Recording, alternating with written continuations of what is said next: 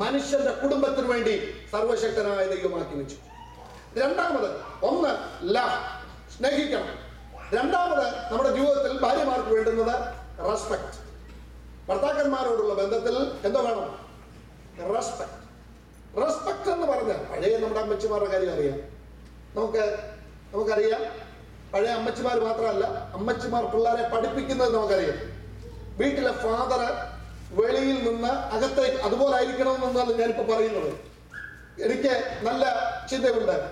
ഇപ്പോഴും വീട്ടിലേക്ക് ഫാദർ കയറി വന്നാൽ നമ്മളിനി കാലുമേ കാലും കയറ്റി വെച്ചിരിക്കുകയാണെങ്കിലും അപ്പച്ചൻ കയറി വന്നാൽ ഒരു നിമിഷം ഒന്ന് എഴുന്നേൽക്കാതിരിക്കത്തില്ല.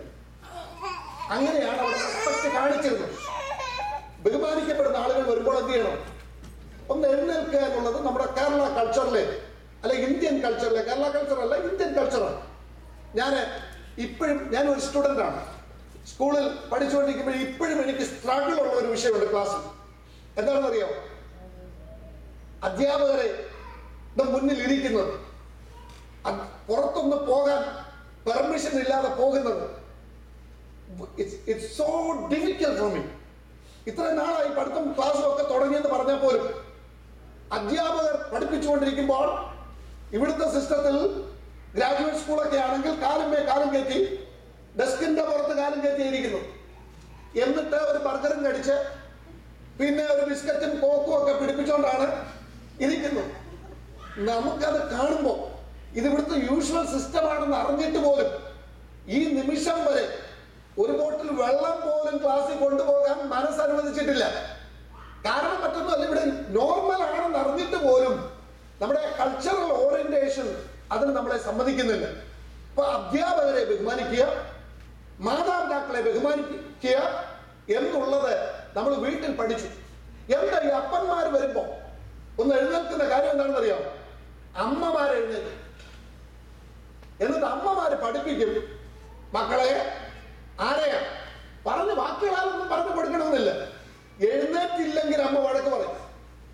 അപ്പൊ ചുരുക്കി പറഞ്ഞാൽ സഹോദരിമാരുടെ റോളിൽ എഴുന്നേൽക്കണമെന്നോ അതെങ്ങനെ, ഞാൻ ഇവിടുത്തെ കോണ്ടക്സ്റ്റിൽ പറഞ്ഞാൽ എഴുന്നേറ്റിട്ട് മനസ്സിൽ പ്രാകുന്നതിനേക്കാൾ റെസ്പെക്റ്റിന് ഏറ്റവും പറ്റിയത് എന്താ നിങ്ങളുടെ മനസ്സിലെന്ന് വെച്ചാൽ അത് വെച്ച് റെസ്പെക്ട് ചെയ്യണം. അപ്പൊ അതിന്റെ സിമ്പൽ എന്താണെന്നുള്ളത് ഞാനിവിടെ പറയുന്നില്ല. അന്ന് എഴുന്നേൽക്കുക എന്നുള്ളത് നമ്മുടെ കൾച്ചറിലെ ഏറ്റവും വലിയൊരു സിമ്പലാണ്. എന്നാൽ ഇന്ന് നമുക്ക് എന്താ റെസ്പെക്റ്റിൽ ഏറ്റവും വലിയ സിമ്പൽ? ആ സിമ്പൽ വെച്ച് നമ്മുടെ ഭർത്താവിനെ ബഹുമാനിക്കണം. ഒന്നുമില്ലെങ്കിൽ മനസ്സിലെങ്കിലും ആ ബഹുമാനം.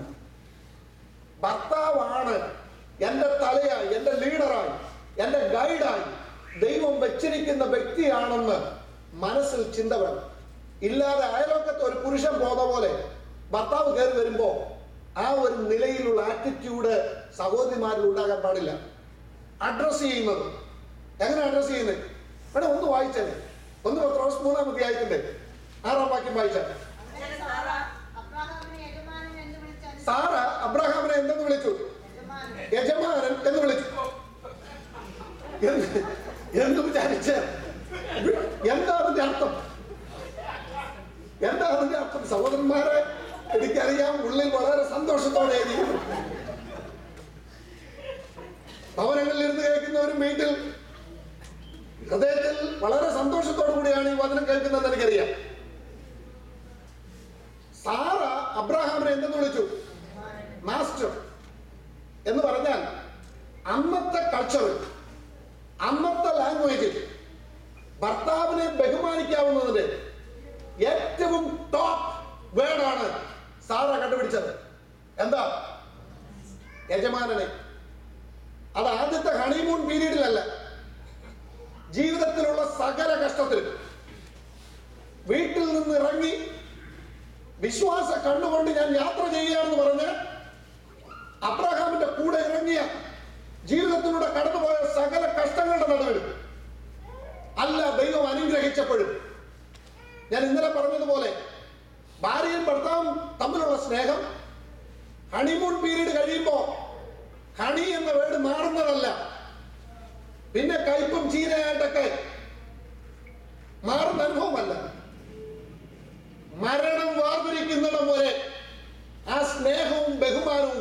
ഉള്ളിലുണ്ടായിരിക്കണം. ഞാൻ ഒരു കാര്യം ഓർപ്പിക്കാം. മലയാളികളായ സഹോദരിമാരെ, മലയാളത്തിലെ ഭർത്താക്കന്മാരെ വിളിക്കുന്നതെങ്കിൽ ബഹുമാന സൂചകമായ വാക്കുകൾ ചേർക്കുന്നതാണ് നല്ലത്. ഇംഗ്ലീഷിലാണ് വിളിക്കുന്നെങ്കിൽ മിസ്റ്റർ എന്നൊക്കെ ചേർത്ത് വിളിച്ചു. അപ്പൊ നിങ്ങൾ എങ്ങനെയാ വിളിക്കുന്നതെന്ന് വെച്ചാൽ, മലയാളത്തിലാ വിളിക്കാൻ ആഗ്രഹിക്കുന്നതെങ്കിൽ, മലയാളത്തിലാ വിളിക്കുന്നതെങ്കിൽ ബഹുമാന സൂചകമായ വാക്കുകൾ ആഡ് ചെയ്യണം. ഒരു നഷ്ടവും അതിലില്ല. അല്ലാതെ ഇവിടുത്തെ സായിപ്പന്മാര് ഇംഗ്ലീഷിൽ വിളിക്കുന്ന പോലെ മിസ്റ്റർ ചാക്കോ, മിസ്റ്റർ മത്തായി എന്നൊന്നും ഭാര്യമാർ വിളിച്ച് പഠിക്കണ്ട. അത് ഇംഗ്ലീഷിലാണ് വിളിക്കുന്നതെങ്കിൽ മനസ്സിലായി, ഞാൻ എന്റെ അച്ഛനെ ഇംഗ്ലീഷിലാണ് വിളിക്കുന്നത് എന്ന ചിന്ത ഉണ്ടെങ്കിൽ എങ്ങനെയാന്ന് വെച്ചാ വിളിച്ചു. എന്നാൽ വേദപുസ്തകത്തിന്റെ പ്രമാണം അതത് കൾച്ചർ, അതാണ് ഞാൻ പറയാൻ പോകുന്നത്. അതത് കൾച്ചർ ഏത് സംസ്കാരത്തിൽ ജീവിക്കുന്നു ആ സംസ്കാരത്തിൽ ബഹുമാനിക്കാൻ ഏതൊക്കെ സിമ്പൽ ഉണ്ടോ ആ സിമ്പൽ നമ്മൾ ഉപയോഗിച്ചിരിക്കണം. Praise the Lord. അതാ ചെയ്യുന്നത്. ആരെ ബഹുമാനിക്കണം? ബഹുമാനിക്കേണ്ടവരല്ല ആ സിമ്പൽ ഉപയോഗിക്കണം. നമ്മുടെ മലയാളി സാറന്മാരെ വിളിക്കുന്നെങ്കിൽ സാർ എന്ന് നമ്മൾ വിളിക്കാറുണ്ട്.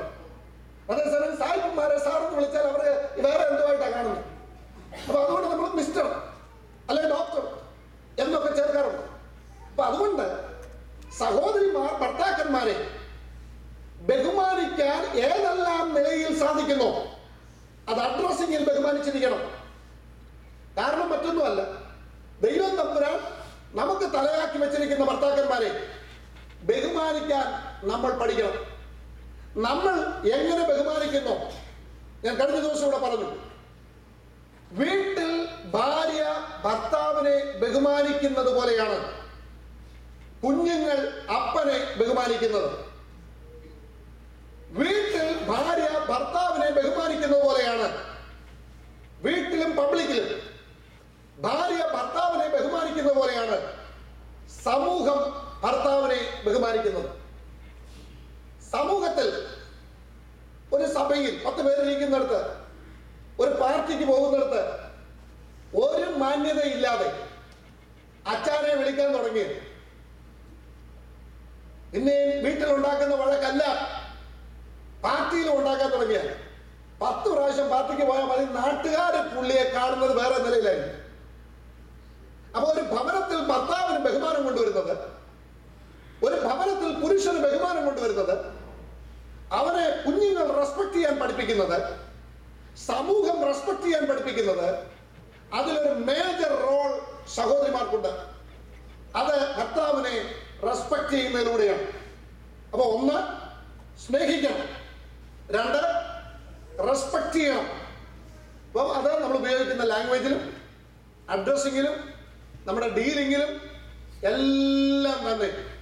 ഇന്നലെ ഞാൻ സഹോദരന്മാരുടെ കാര്യം പറഞ്ഞപ്പോ സഹോദരന്മാരോട് പറഞ്ഞു ഭാര്യമാരെ പബ്ലിക്കിൽ കളിയാക്കരുതെന്ന്. നമ്മുടെ അവകാശവും അധികാരവും ഉപയോഗിച്ചുകൊണ്ട് ഭാര്യമാരെ പരസ്യ സ്ഥലങ്ങളിൽ ഇൻസൾട്ട് ചെയ്യരുത്, അവരെ കൊച്ചാക്കരുത്, അവരെ കണ്ണുമുഴപ്പിച്ച് കാണിക്കരുത്, അവരെ കണ്ണുരുട്ടി കാണിക്കരുത്. ദേഷ്യം പിടിക്കുന്ന ഒരു ഭാവവും ഭാര്യയോടുള്ള ബന്ധത്തിൽ പബ്ലിക്കിൽ കാണിക്കരുത്. അത് ഇൻസൾട്ടിംഗ് ആണ്. അതുപോലെ തന്നെ തിരിച്ചു ഞാൻ പറയട്ടെ, ഭാര്യമാർ ഭർത്താക്കന്മാരെ കണ്ണുരുട്ടി കാണിക്കരുത്, ഭാര്യമാർ ചേഷ്ടകൾ കാണിക്കരുത്, ഭാര്യമാർ ഭർത്താക്കന്മാരുടെ കളിയാക്കുന്ന നിലയിൽ, അവരെ കൊച്ചാക്കുന്ന നിലയിൽ ഒരൊറ്റ വേർഡും ആക്ഷനും പബ്ലിക് സ്ഥലങ്ങളിൽ ഉണ്ടാകാൻ പാടില്ല. അതുണ്ടായാൽ അവർ ഹർട്ടാകും, അവരുടെ ഹൃദയത്തിൽ മുറിവേൽക്കും. മാന്യത കാണിക്കേണ്ടതിന് പരസ്യ സ്ഥലങ്ങളിൽ വെച്ച് ഒന്നും തന്നെ പറയാറില്ല, ചെയ്യാറില്ല. ഭവനത്തിൽ വരുമ്പോൾ കലഹം ഉണ്ടാകരുതെന്ന് വിചാരിച്ച് പരമാവധി വിവേകത്തോടെ ആ വിഷയം മാറ്റി മറ്റൊരു വിഷയത്തിലേക്ക് കടക്കും. എന്നാൽ അത് റിപ്പീറ്റഡ്ലി ആയി കഴിയുമ്പോൾ, 3 or 4 പ്രാവശ്യം റിപ്പീറ്റഡ്ലി ഹത്തിങ് ആയി കഴിയുമ്പോൾ ആ പുരുഷൻ റെസ്പോണ്ട് ചെയ്യാൻ തുടങ്ങും, ഭാര്യ റെസ്പോണ്ട് ചെയ്യാൻ തുടങ്ങും. അങ്ങനെ റെസ്പോണ്ട് ചെയ്യുന്നത് നിങ്ങൾ ചെയ്യുന്ന ആക്ഷന്റെ മേലായിരിക്കുകയില്ല, ഇമ്മീഡിയറ്റ് ആയിട്ടുണ്ടാകുന്ന ഒരു കാര്യത്തിന്റെ മേലായിരിക്കുകയില്ല. ഇതെല്ലാം അടവച്ച് ബ്രൂഡ് ചെയ്ത് ഒരു പൊട്ടിത്തെറിയായിരിക്കും റെസ്പോണ്ട് ചെയ്യുമ്പോൾ ഭവനത്തിൽ ഉണ്ടാകുന്നത്. അതുകൊണ്ട് ഭർത്താക്കന്മാരോട് കഴിഞ്ഞ ക്ലാസ്സിൽ പറഞ്ഞതുപോലെ തന്നെ ഭാര്യമാരോടും ഈ ക്ലാസ്സിൽ പറയുന്നത്, പരസ്പരം ഭർത്താവിനെ ഇൻസൾട്ട് ചെയ്യുന്ന, ഭർത്താവിനെ ഒന്നസ് നശിപ്പിക്കുന്ന ശക്തികളെ പറ്റി പറയുമ്പോൾ ആ കാര്യം ഒന്നുകൂടെ എടുത്തു പറയുന്നുണ്ട്. ഭർത്താവിനെ നിങ്ങളെ കൊണ്ട് എന്തിനു കൊള്ളാം, പിന്നെ അത് ചെയ്തു കളയും. അവന്മാരോട് പറയുന്ന, മറ്റച്ഛന്മാരോട് പറയുന്ന, ഞങ്ങളുടെ അച്ഛനൊന്നും ചെയ്തു, ഞങ്ങളുടെ അച്ഛനൊന്നും അതിനൊന്നും എന്ന് പറഞ്ഞ സ്വന്തം ഭാര്യ വീട്ടിലെ സഹോദരി പറയുകയാണ്, എന്റെ അച്ഛൻ കഴിവ് കെട്ടവനാണ്. ഇതുപോലുള്ള പരിപാടികൾ സഹോദരിമാർ പരസ്യ സ്ഥലങ്ങളിൽ ഒഴിവാക്കണം. വീട്ടിൽ ഭർത്താവ് എൻജോയ് ചെയ്യുന്നെങ്കിൽ മാത്രം പറയണം.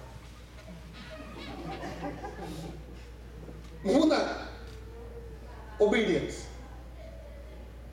1 ലവ്, 2 റെസ്പെക്ട്, 3 ഒബീഡിയൻസ്. എന്ന് പറഞ്ഞാല് ഈ ഒബീഡിയൻസ് എന്ന് പറഞ്ഞാൽ എന്താ അറിയോ? ഇന്നലെ ഞാൻ പറഞ്ഞതുപോലെ ഓച്ചാവോ എന്ന് പറയുന്ന എന്ത് പറഞ്ഞാലും ഒബീഡിയൻസിന്, ഭാര്യയും ഭർത്താവും തമ്മിലുള്ള ഒബീഡിയൻസിന്റെ ആ വേർഡിന്റെ മീനിങ്ങിലേക്ക് ഞാനൊന്ന് പറഞ്ഞപ്പോ പറഞ്ഞേക്കുന്നത് എന്താണെന്നറിയോ? Not going to the opposite direction എന്ന് പറഞ്ഞാൽ, ഭർത്താവ് പറയുന്നു നമുക്ക് ഈ ഡയറക്ഷനിൽ പോകണം, ഇങ്ങനെയാണ് നമ്മൾ, ഇങ്ങനെ പോയാൽ നമ്മുടെ കുടുംബം അനുഗ്രഹിക്കപ്പെടും. ഭാര്യ എന്ത് ചെയ്യുന്നറിയോ? ഭർത്താവ് ഇങ്ങോട്ടാ പോകുന്നതെങ്കിൽ ഭാര്യ നേരെ ഇങ്ങോട്ട് പോകുന്നത്. അതിനെയാണ് നമ്മൾ തല തിരിഞ്ഞ ഭാര്യമാർ എന്ന് പറയുന്നത്. എന്ന് പറഞ്ഞാൽ തല നേരെ പോകുമ്പോൾ തിരിഞ്ഞു പോകുന്ന ഭാര്യമാർ, അതാണ് തല തിരിഞ്ഞ ഭാര്യമാർ എന്ന വാക്കൊക്കെ മലയാളത്തിൽ ഉപയോഗിക്കുന്നത്. തല തിരിഞ്ഞ കുഞ്ഞുങ്ങൾ എന്ന് പറയാറുണ്ട്. എന്ന് പറഞ്ഞാൽ തല പോകുന്നിടത്തൂടെ പോകാത്ത ആളുകളെയാണ് എന്താ പറയുന്നത്? തല തിരിഞ്ഞ എന്ന് പറയുന്നത്. അപ്പൊ തല ആരാണ്? ഭർത്താവാണ്. കുടുംബത്തിന്റെ തല ഭർത്താവാണ്. തല നേരെ പോകുമ്പോൾ തിരിഞ്ഞു പോകുന്നതെല്ലാം തലതിരിഞ്ഞതാണ്. അതാണ് ആ വേർഡ് കൊണ്ട് ഉപയോഗിക്കുന്നത്. ഭർത്താവ് പോകുന്ന ആ ഡയറക്ഷനിൽ, കുടുംബത്തിന്റെ നന്മയ്ക്ക് വേണ്ടി ഗൈഡ് ചെയ്യുന്ന ആ ഡയറക്ഷനിൽ പോകാതെ നേരെ ഓപ്പോസിറ്റ് ഡയറക്ഷൻ എടുക്കുന്ന എടുപ്പിനെയാണ് ഡിസൊബീഡിയൻസ് എന്ന് പറയുന്നത്, അനുസരണക്കേടെന്ന് പറയുന്നത്. അല്ലാതെ ഭർത്താവ് ഒരു കാര്യം ഇങ്ങോട്ട് പറഞ്ഞു, പക്ഷേ അങ്ങനെ ചെയ്താൽ ഇത് സംഭവിക്കത്തില്ലേ എന്ന് ചോദിക്കുന്ന ഭാര്യ അനുസരണം കേട്ട ഭാര്യയൊന്നുമല്ല. അച്ഛാ, ആ പറഞ്ഞ ആശയം നല്ലതാണ്, എന്നാൽ അതിനകത്ത് ഇന്നിന്റെ പോരായ്മകളോടുണ്ട്, അതുകൂടെ ചിന്തിച്ച് മാത്രമേ നമ്മൾ ആ ഒരു സ്റ്റെപ്പ് എടുക്കാവൂ എന്ന് പറയുന്ന ഭാര്യ അനുസരണക്കേട് കാണിക്കുകയല്ല, അവൾ കുടുംബത്തെ രക്ഷിക്കുകയാണ്. ഭർത്താവിന് പുതിയൊരാശയം കൊടുക്കുകയാണ്, അവൻ ചിന്തിക്കാത്ത മേഖലകളിലേക്ക് അവനെ കൊണ്ടുപോവുകയാണ്. അങ്ങനെ പറഞ്ഞ് ഒരു ഭവനത്തിന്റെ കോമൺ ഗോളിലേക്ക് കൊണ്ടുപോകുന്ന ഭാര്യയുടെ കാര്യമല്ല അനുസരണം കേട്ട ഭാര്യ എന്ന് പറയുന്നത്. ഭർത്താവ് പറയുന്നതിന് ജസ്റ്റ് ഓപ്പോസിറ്റ് ചെയ്യുകയുള്ളൂ എന്നുള്ള ഭാര്യമാർ അനുസരണം കേട്ട ഭാര്യമാരാണ്. അപ്പൊ ചുരുക്കി പറഞ്ഞാൽ നമ്മൾ മനസ്സിലാക്കണം, ഒരു കുടുംബത്തിൽ നല്ല ഭാര്യയെ പറ്റി പഠിക്കണമെങ്കിൽ നിങ്ങൾ